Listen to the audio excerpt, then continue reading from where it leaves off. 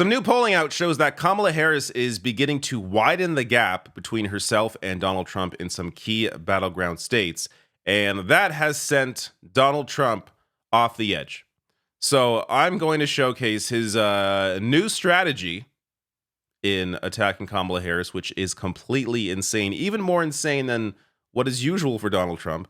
And I'll get to another strategy here he's attempting as well. So I'll get to those two things in a bit. First, I want to show you some new polling here out of New York Times, their headline here. New Battleground Polls show Harris has fundamentally changed the race.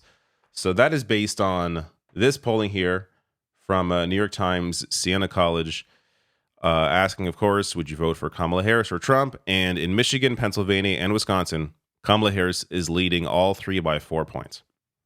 This is a massive shift from where things were.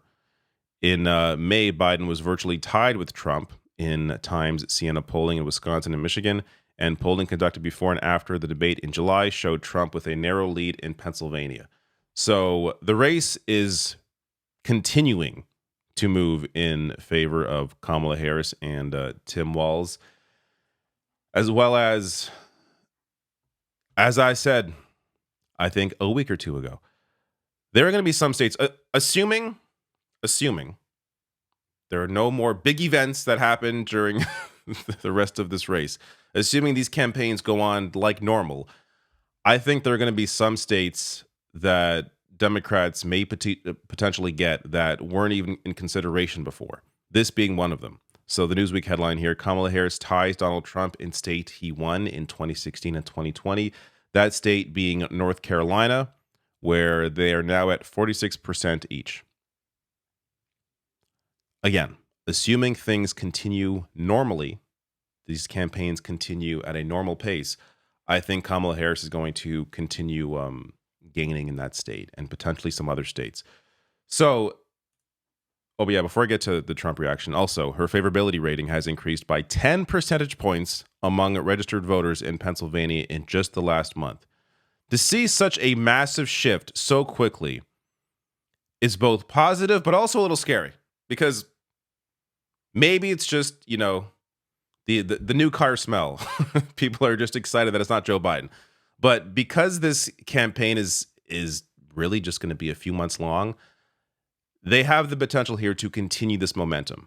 If this was a long, drawn-out campaign over a year, or, there's a long primer before this, and it was just, all this time to kind of position or attack Kamala Harris in the way that they wanted to attack her, and I guess give time for people to dislike her, then this could shift. But because this race is so quick, because this campaign is shortened in a way that people aren't used to, I think they have the potential here to keep this up and just continue increasing these positive numbers. And to that point, Harris is continuing to open the gap here between herself and Donald Trump, now at 2.7. If I can get it to the side here, 2.7 points ahead of Trump, so almost 3 percentage points. And as you can see, she's only increased her lead since she's jumped into the race. Now, this gets to Trump and one of his new strategies here, which is blaming Kamala Harris's crowds on AI. Let's see how that works out for you. So Trump here tweeting or truthing on Truth Social, writing, has anyone noticed that Kamala cheated at the airport? There was nobody at the plane, and she AI'd it and showed a massive crowd, quote unquote, of so-called followers, but they didn't exist. She was turned in by a maintenance worker at the airport when he noticed the fake crowd picture, but there was nobody there. Later confirmed by the reflection of the mirror-like finish on the vice presidential plane. I'll show you the image he's sharing in a second and debunk it. She's a cheater. She had nobody waiting, and the crowd looked like 10,000 people. Same thing is happening with her fake crowds at her speeches. This is the way the Democrats win elections, by cheating, and they're even worse at the ballot box. She should be disqualified because the creation of a fake image is election interference. Anyone who does that will cheat at anything. All right. So this is the image he shared. It is so stupid. I'll explain in a second here. So I guess one of his loser followers shared this, Chuck here.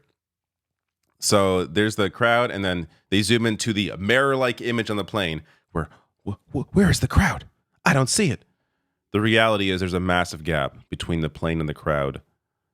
So you're not going to see the reflection right up against the plane because the crowd isn't there. This goes on. This is explained here in the Daily Beast by Getty Images photographer Andrew Harnick, who covered the rally on Wednesday and tells the Daily Beast the crowd was significantly large enough that it spilled into the tarmac. The campaign also set up large LED screens so that attendees could see and hear the speeches. Quote, it was a large crowd, and the pictures that I took that are on the Getty website speak to that. So here's another image of that crowd. Goes on to say, Harnick explains that he used a zoom lens, a camera attachment commonly used by photographers that allows them to change the framing of a scene without moving from their spot. A high-end zoom lens allows a photographer to capture a subject from afar, though it can give photos a flat look and make the subject appear much closer than they are. And in this case, a plane to a crowd. So point being, the plane is actually a pretty far distance from the crowd.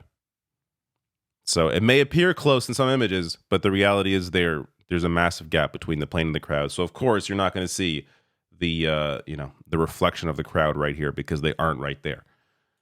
He also shared again. He continued on saying, "Look, we caught her with a fake crowd. There was nobody there." All right,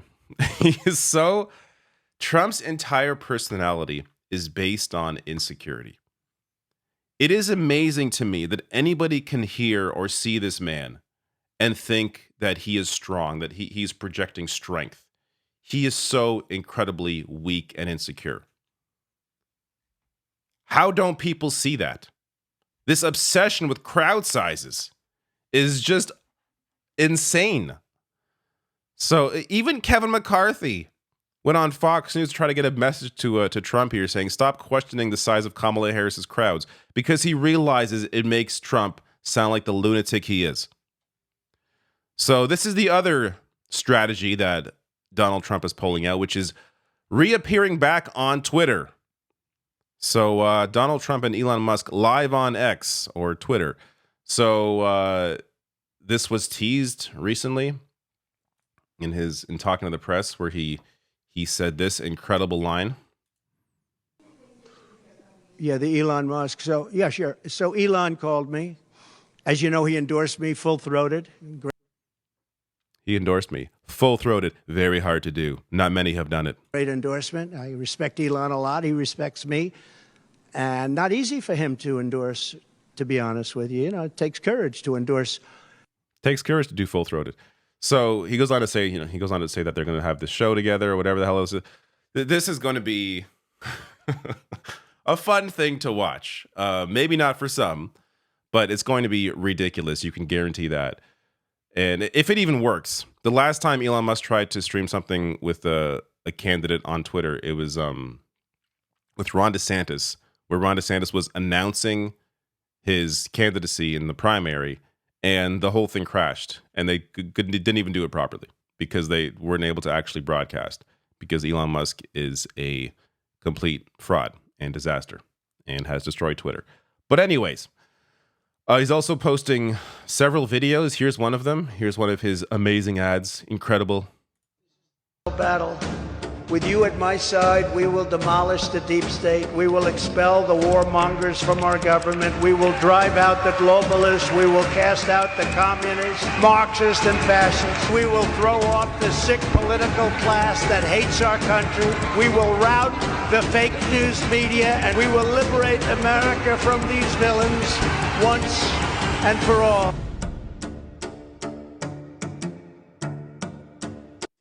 All right. Not really sure who that appeals to outside of his own base, but there you go. And some other data here to end on from the New York Times poll. In general, how satisfied are you with your choice of candidates in this fall's presidential election?